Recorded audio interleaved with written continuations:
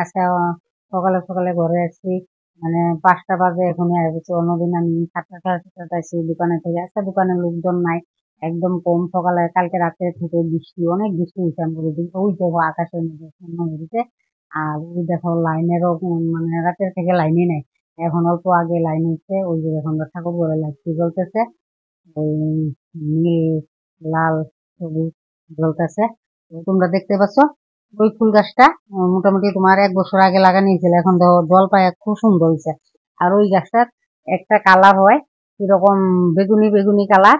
ফুলটা আবার কিরকম কালার হয়। গাছটা পোকা খেয়ে লেছিল, পোকা খাওয়ার পর আবার স্প্রে করার পরে আবার সুন্দর করে যে গাছটি হয়েছে, দেখো পাতা থাকতে খুব সুন্দর হয়েছে। আর একটা গাছ, ওই দেখো আমরা ফুল গাছের সামনে একদম এই যে সুন্দর ফুল গাছ, এটা মানে টপ হয়েছে। এটা দেখো আমরা তো জায়গা কম না, ওই জন্য এই যে এমনি করে লাগাই দেওয়া হয়েছে। আর ওই দেখতে পাচ্ছ তোমরা, এগুলো কি গাছ? ওই যে অপরাজিতা ফুল হয়েছে, গাছ হয়েছে। আর ওই দেখো আমি কি গাছ লাগাইছি, ওই যে লঙ্কা গাছের মতো। কি গাছ কয় এগুলা? ধুতরা ফুল। ধুতরা ফুল। শিব পূজা খুব ভালোবাসে বলে ফুল, শিব ঠাকুরে।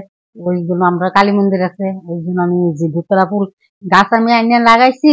কিন্তু এই গাছটা একদম লাল হয়ে গেছে, এই যে দেখো গাছটা লাল হয়ে গেছে।